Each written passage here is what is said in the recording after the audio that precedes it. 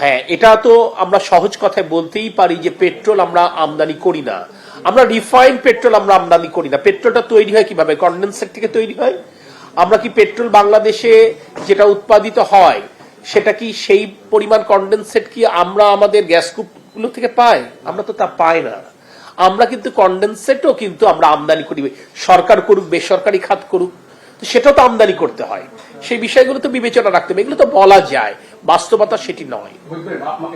আমাদের অনেকেই আইন কানুন জানে না যে সমন্বয়ের ব্যাপারটা, ফলে সভাপতি তো আশঙ্কা তৈরি হয়েছিল তাদের সাথে দাম পাওয়া মজুদের যে বিষয়টা আসতেছে না। প্রথম কথা হচ্ছে জ্বালানি তেলের দাম বাড়বে কি বাড়বে না এই ব্যাপারটাতে উদ্বেগ, উৎকণ্ঠা, আশঙ্কা এটা তো অস্বাভাবিক না।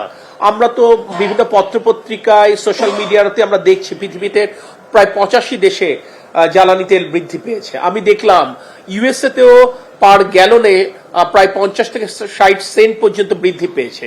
অস্ট্রেলিয়াতেও প্রায় 70 থেকে 75 সেন্ট পর্যন্ত পার গ্যালনে বৃদ্ধি পেয়েছে। সেখানে একটি নতুন সরকার, এখনো পর্যন্ত বাংলাদেশের মতো একটি দেশে আমরা জ্বালানি তেলের মূল্য বৃদ্ধি করিনি।